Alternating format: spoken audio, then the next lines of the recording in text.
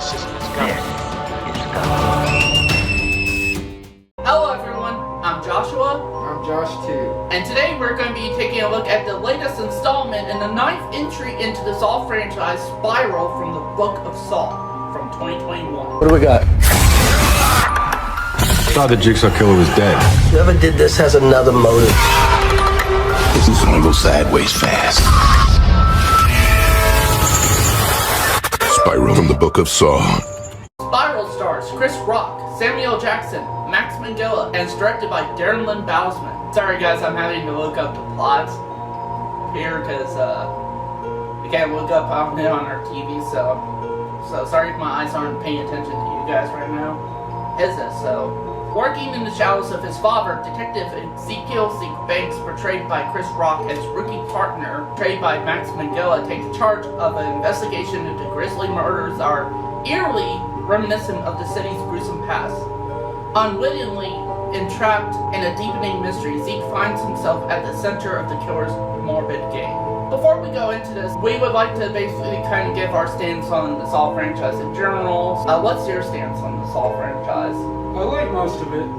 Yeah. I think a couple of them I like better than you did. Yeah, definitely. Honestly, for me, I'm not one of those, I am a big fan of this franchise, but I'm not one of those that's going to say, every single film in this franchise is just good. It kind of ranges from either really good, to decent, to holy shit, this fucking sucks. And if you see my ranking that I did, which me and Josh are going to update that ranking at some point to include this movie, you could see what films I think fucking sucked, and what films I thought were just okay. Because there's only a few films in this series I think are really good. Yeah. And that being for me, mostly the first two films were really good. The original one, Saw 2. Right. I think they're definitely, easily my top 2 favorites in this franchise. And funny enough, Saw 2 was the first film that Darren Lynn Bousman directed in regards to these movies. Right. Because this is his 4th time directing a Saw film. He directed Saw 2, 3, and 4. Also, too, one of the things I was kind of curious about with this film was, that I wasn't so sure on, was Chris Rock. The fact that not only he was starring in it, but he was the executive producer. He actually pitched this idea to Lionsgate, and they seemed to love it so much that they gave it a green light and made that into the next movie. Right. Also, too, we also did have concerns with this movie when we saw the trailers. I did a video discussing my thoughts on the first trailer. I forgot to do that when me and him saw the second trailer. We were planning on doing that. But if you wanted to know our thoughts on the second trailer, we might as well get them out right now. We had concerns when the first trailer hit back about a year ago. And the second trailer hit and we had a lot more concerns. So, we were not expecting really much out of this movie, and we were especially not really expecting much out of Chris Rock. The most we were expecting of to be pretty good was Samuel Jackson in the movie. That's really about it. And another thing we were kind of worried about is, we were hearing from tons of people, because it's first of all, the marketing claimed they were doing something new and different with this film for a franchise. And a lot of people who went to see it basically said it's just the same old Saw formula, basically just with a fresh new coat of paint, which is what we were worried about, considering we thought that was the case with Jigsaw back several years ago, back in 2017. Because we watched Jigsaw and we basically thought that the same thing. It doesn't do anything new and different, it's just same old with a fresh new coat of paint. Yeah. And that film was also marketing itself as being something new and different for a franchise. So I was so worried it was going to be like that.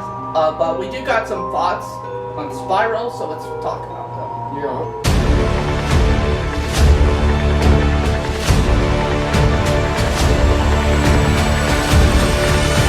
Funny enough, Chris Rock. Actually, yeah, that's actually something I was surprised by. Yeah. Chris Rock was actually pretty good in this movie. Very good, yeah. Not only that too, there's definitely some comedy in this film. Which I think it's refreshing to see in this franchise, especially considering there's some films that are just not really rewatchable in regards to just how dark it could get. Right. You know, like Saw 3D, I think was the case with that. I don't find that a very rewatchable film. I see, and we disagree on that one because I thought it was okay. The only thing I would say with Saw 3D is I think it had some good ideas, just wasn't really executed so well. So the comedy was pretty refreshing, and it doesn't go too straight into comedy either. It's just kind of almost like comedic relief, kind of relieve tension from the film. And I will admit some of the jokes I was actually kind of laughing at, so which I wasn't expecting. But it didn't distract from the more serious stuff either. It was just kind of like almost a perfect balance between that stuff.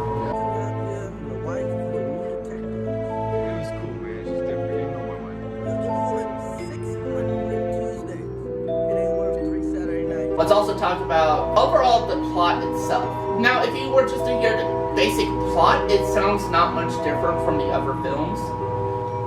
But the way they execute it in the film and everything, I think it actually does differ from the other films. Oh, hugely. I didn't think it felt a whole lot like a Saw film at all. Yeah, honestly, a lot of people, like, I know the studio was going for, you know, if for more like the film 7, if Saw inspired it. Like if 7 came out after Saw. Exactly what it felt like. Yeah, and that's what it felt like.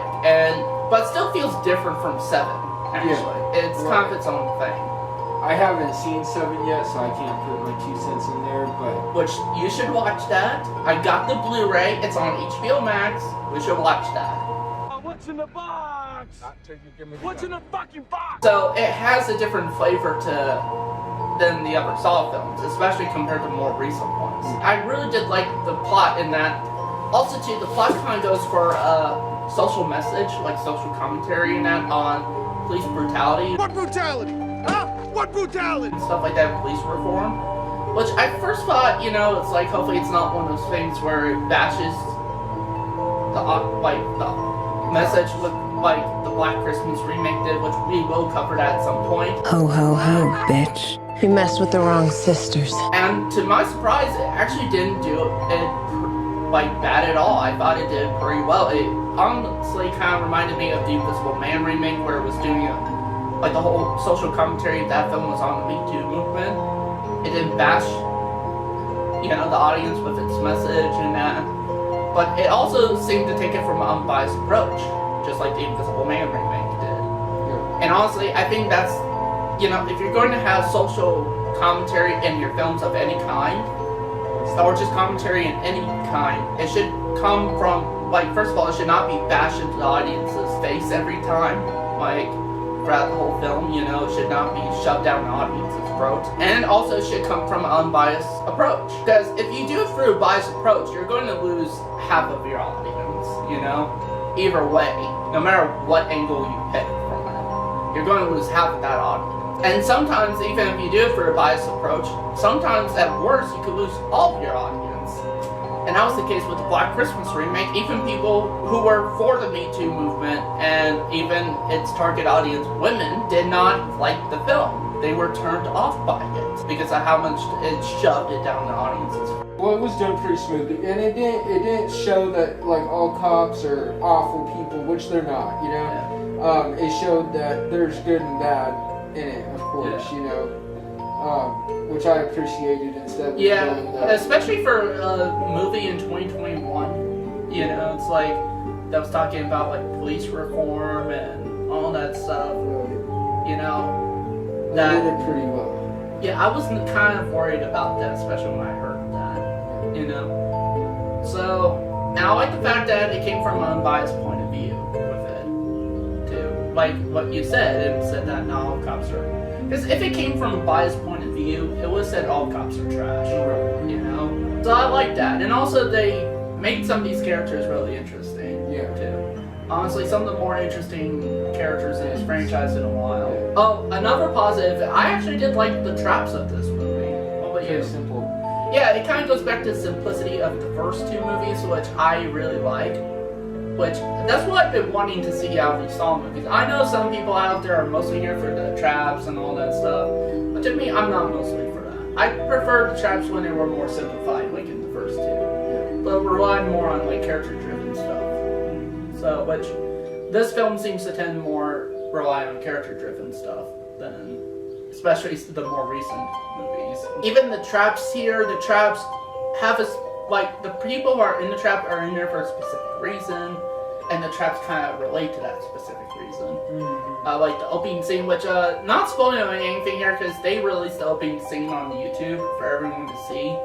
You know, it's like, you got this cop who has his tongue in a kind of reverse bear trap looking device. It's not like a full thing, it's just like almost like pieces of it. Yeah.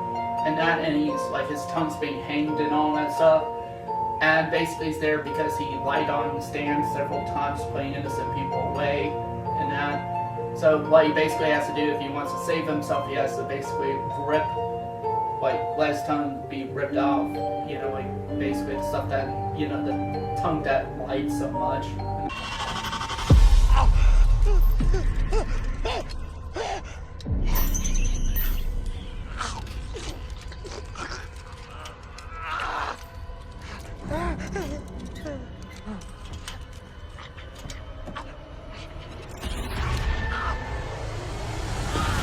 Although I will say, there was a kind of, like, this killer does have some puns in his tapes, and that's like railroading innocent people in jail. It's like, and today you will be the one who is railroaded. You have taken the witness stand many times and railroaded innocent people with your lies, putting them away in jail.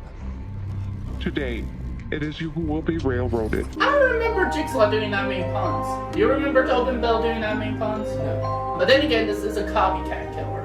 You know, he's not even a apprentice or anything. Like, he or she, which we'll get into that in spoilers, is not an apprentice or anything like that. Hasn't even met John Kramer. Right. So, like, this is somebody who's completely not connected to John Kramer in any sort of way. Which I kind of like that. What about you?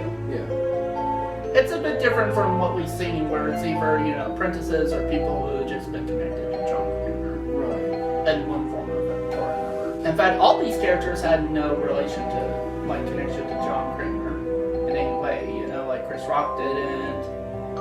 I don't think Samuel Jackson did in the movie. So yeah, so it was kind of refreshing in that regard. Yeah.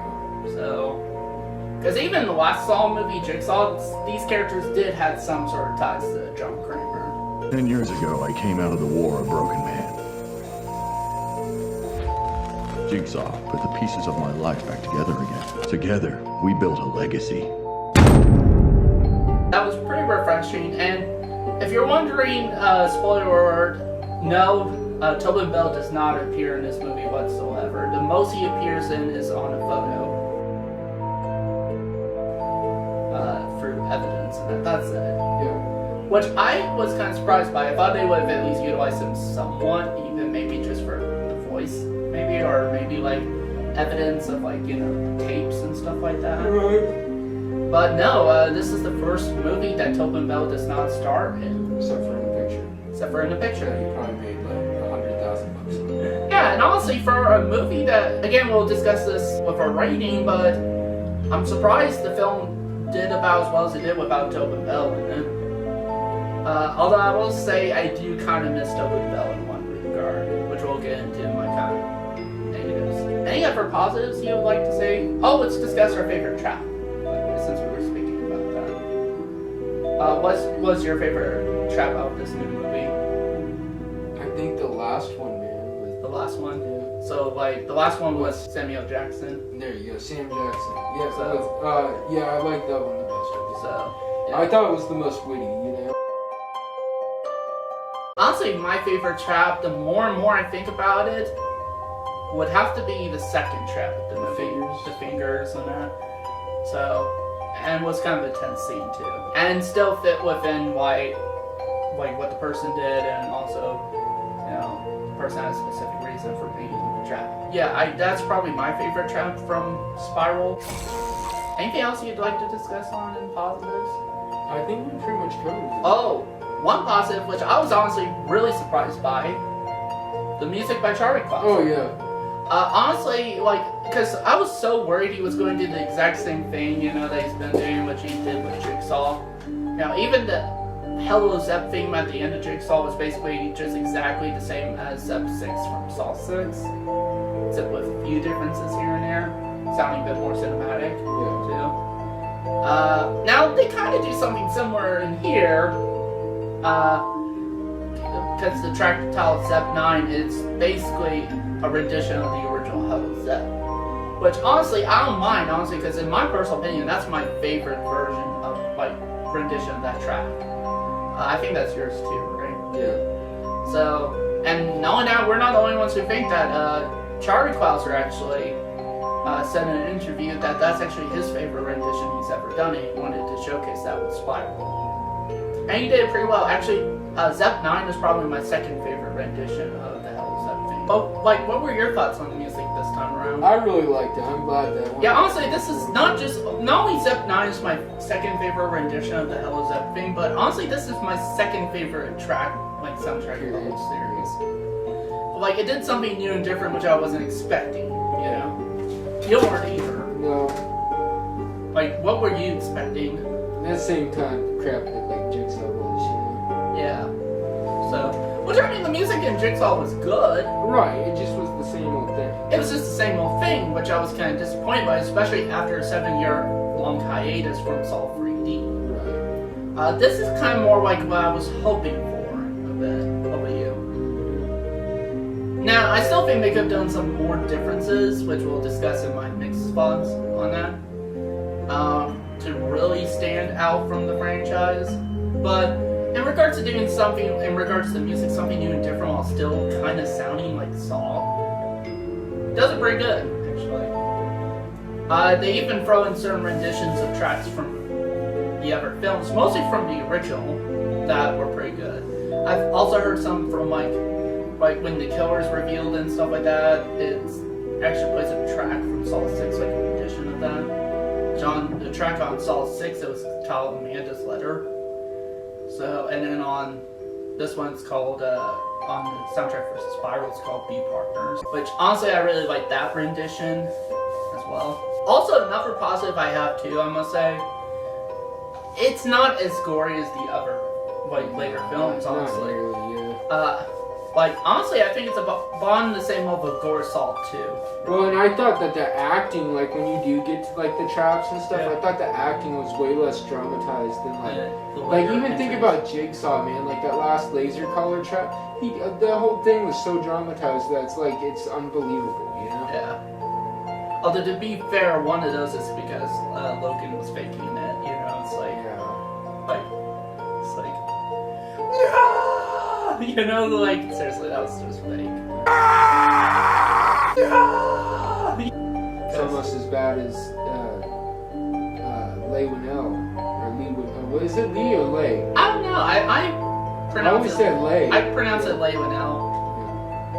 Tell us in the comments down below, how do you pronounce this fucking name? Is it Lee or Leigh Whannell? I've heard it both ways on other YouTube channels, so I don't know. I guess maybe however himself pronounces his name. Right. I guess is the correct one. Well, he's Australian, right? Yeah, he's So Australian. Leigh would sound kind of right. Yeah, Leigh Whannell. Yeah, that sounds more right considering he's Australian.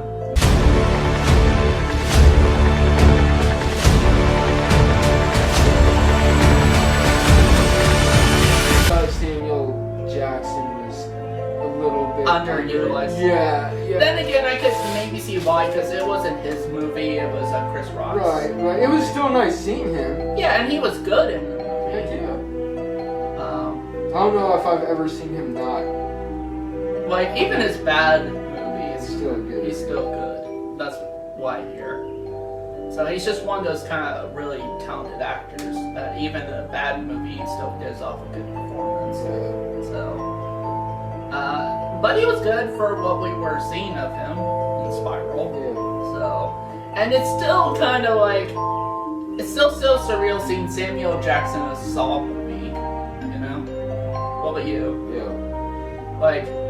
I will say it was probably fun for the writers, which were Josh Goldberg and Peter Goldfinger, who wrote Jigsaw, which I think they did a much better job with Spiral than they did with Jigsaw in regards to writing. Yeah. But it must have been actually kind of surreal and kind of fun for them to write the word motherfucker into the script. You know, With it being who he is. with it being who he is. You wanna play games, motherfucker? Alright, I'll play. Another thing I was rather mixed on was, Fuck, I still had trouble with the voice. That's the well, that's going to be on the negative side. Was that a pure negative for you? Okay, so that was the mixed for me. Okay. It What was the your voice. Yeah, what's your Okay, well, tell us why you're mixed on the voice. By the end of the movie, I had kind of gotten used to it. It kind of fit the killer's like profile. Yeah. My logic being that his head got twisted when he was a kid. Right? Not saying how, so no spoilers. Hello, Detective Banks. Do you know where your officers are? Well, we're going to discuss spoilers after we do our review. So, well, after we give our rating. So, for those people who don't want to be spoiled by this movie but still want to hear our thoughts and everything, after we give our rating, make sure you click off the video. But first, click the like button, and if you're new here, subscribe. And or also, if you're one of those people that's seen the movie or just don't care about spoilers, just continue on with the rest of the review. Yeah. Now that's it about it for our mixed spots. Yeah. Let's move on to our negative.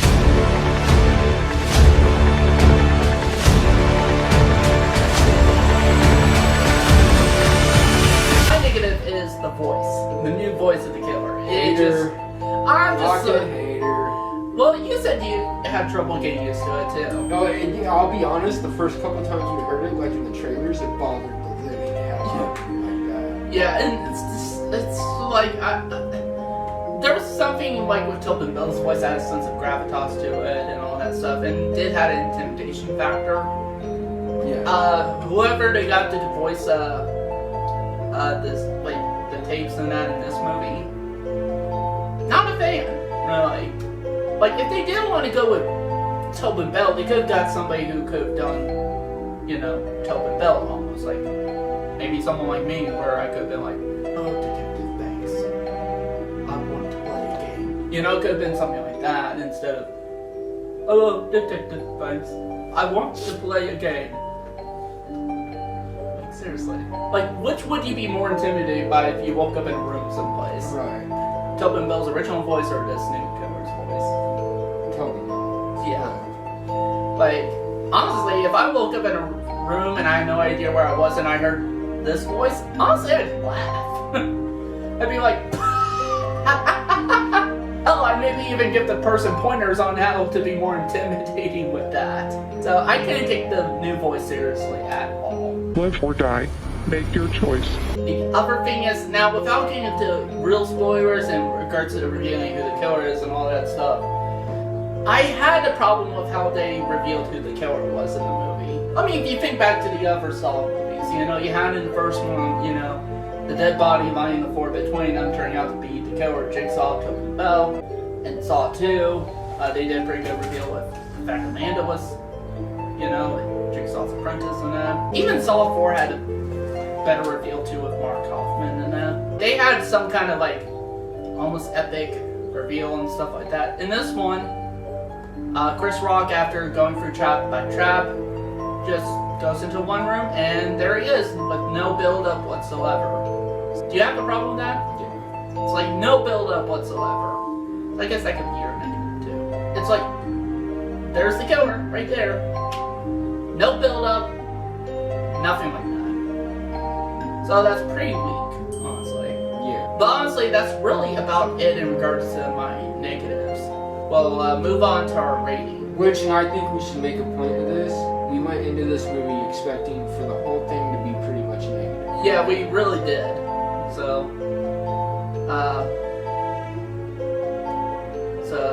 and we were generally surprised by Spiral. Oh yeah, dude, I was thrilled by it. I think we had a really nice night that night, Yeah. honestly, because of how good this movie was.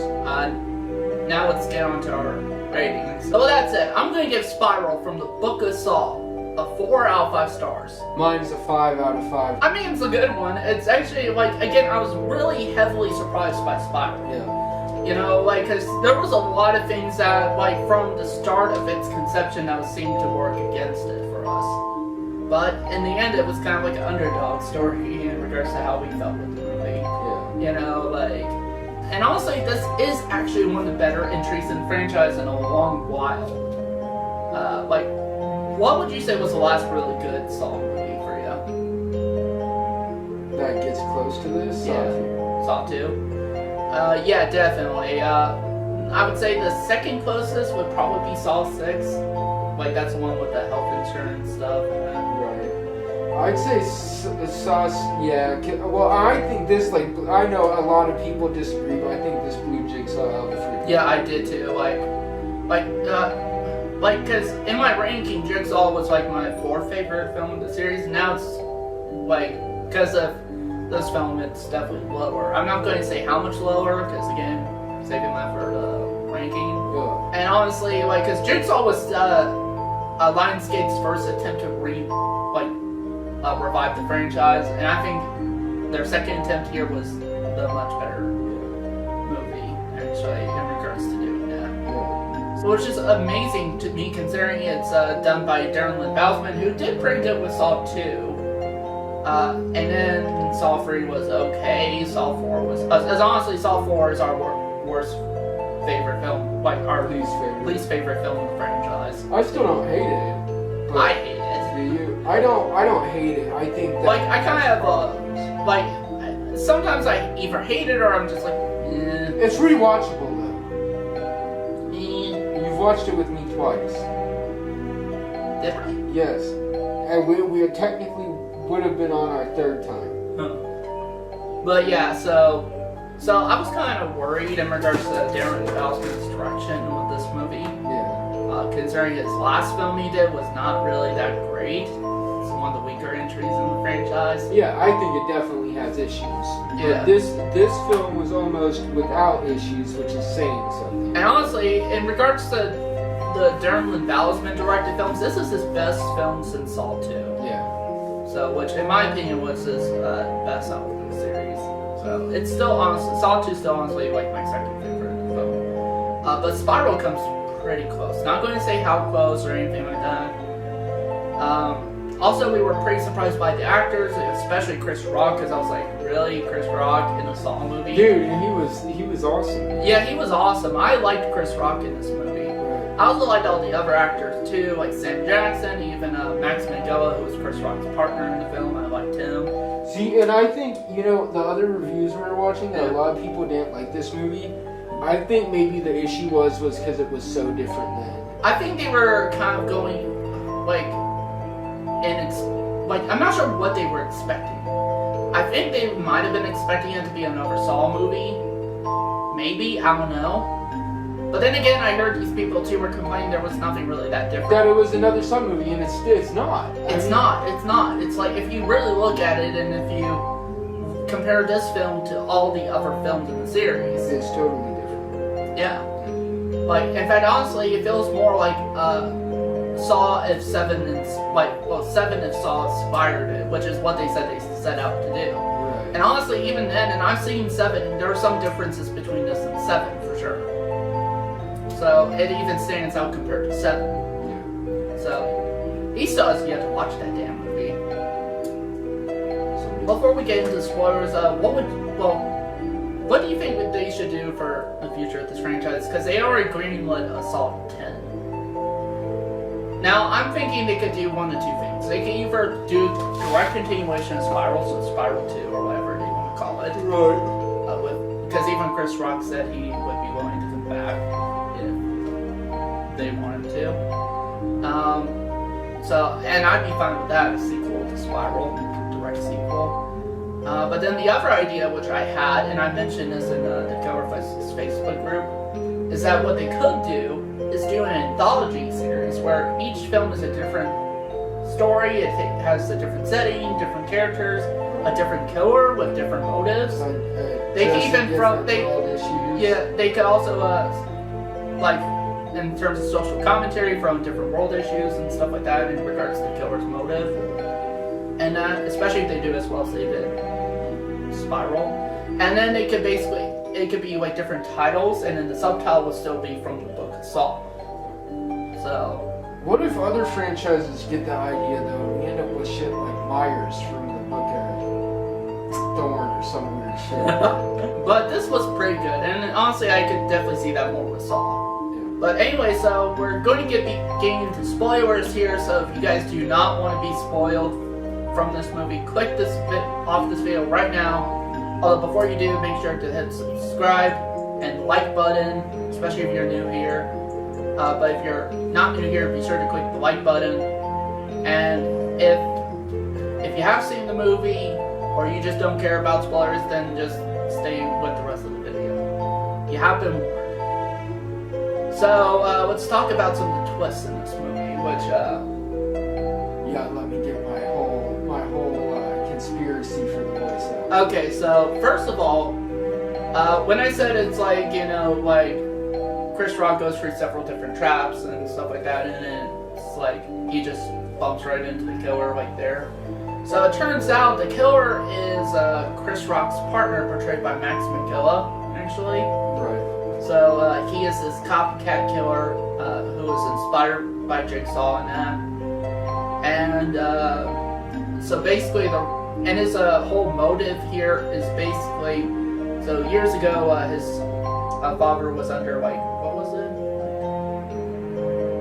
Because, like, was willing to testify against a crooked cop. Right. And then, the crooked cop was once Chris Rock's old partner. Right. And he shot Max Minghella's father, and he was 12 years old back in that time. But he's been wanting to team up with Chris Rock because he's one of the few good cops in the precinct, and wanting him to kind of help him with his Jigsaw quest. Right. And at first, it seemed like, which I was kind of surprised by. I wasn't sure where they were going with this. Like Chris Rock was like, okay, I'm in, you know, and it's like, but my dad goes free for it. So I wasn't sure where exactly they were going with that. Which honestly, a part of me actually thinks it would have been cool for them to team up and kind of a Jigsaw-esque stuff. Right. You know? So I think it's cool though that, like, the message that they got through by him sticking to the path that he was on was better. Yeah.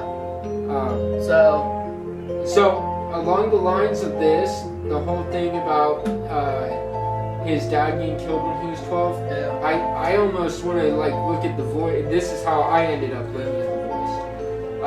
I'm looking at the voice as his head got screwed up at 12 years old because his dad got shot in front of him, right?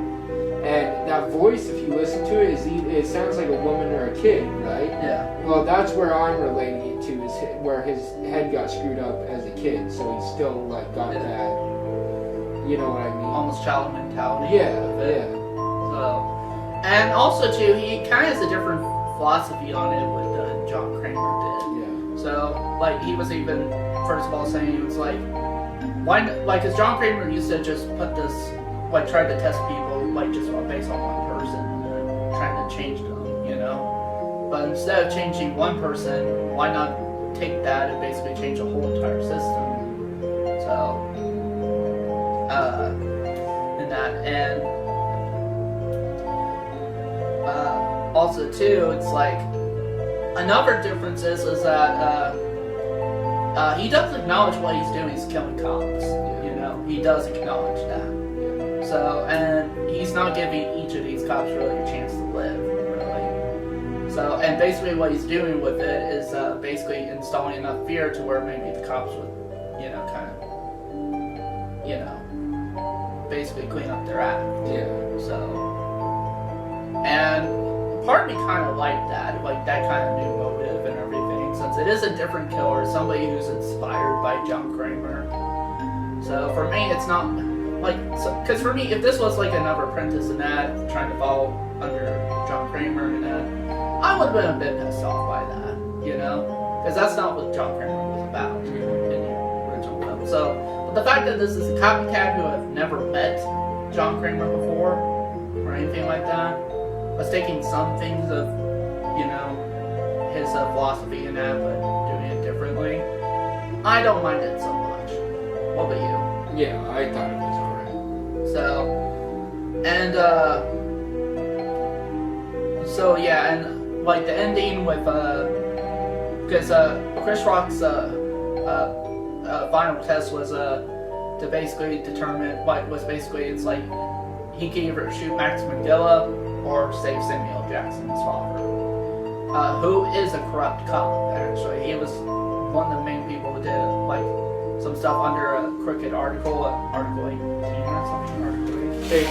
Yeah, so where basically they ended up killing civilians and stuff like that just to clean up the streets. Yeah. So Sam Jackson was the forefront of that.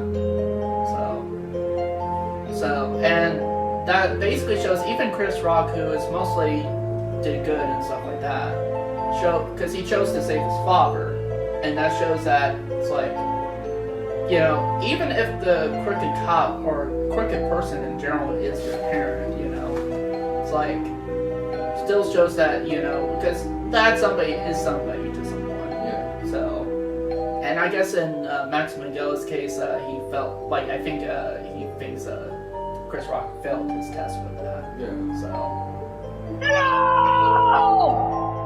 So, but honestly, Darren Lynn Bousman and Josh Stolberg and Pete Goldfinger, as well as Chris Rock, because he's the one who pitched the idea, all did an amazing job. Yeah. Even Charlie Clouser and just everybody on board did a really fantastic job. Right. And kind of brought a bit of faith back into this franchise for me. So, and I'm really excited to see where they're going to go, like continue from this. So, like, are they going to do Spiral 2, a direct continuation, or are they going to do that anthology idea that, you know, I had in mind? Because either way, I'd be satisfied either way, especially if they do as well as they did with Spiral. Yeah. So, but Spiral from the Book of Saul was a definite surprise. If you guys have not seen Spiral, but you've been kind of put off by it from the stuff you've seen, and definitely check it out and judge for yourself. Yeah. So that's the thing, just judge for yourself. And I will say, before I cut off here, I am going to eat a bit of my own words with this one, because on Killer Fights, I was like saying, because Drum Dumbs posted his review in there. I'm like, it sounds like kind of what we feared and all that stuff. So I'm now basically eating my own words now, because the film definitely proved us wrong. Yeah, you definitely have to see it for yourself, because well, that's what. And definitely go support this film, because this is one of the better films in a while. So, and if you're one of those people who've been kind of turned off by from what you're hearing, just go watch it. Because I would like to see this franchise continue, especially with the way they did with Spiral. You know, like I wouldn't mind seeing a Spiral 2, and I also wouldn't mind seeing almost anthology series from the Book of Saul subtitle. So that's it for this review. Thank you guys for watching, and see you next time.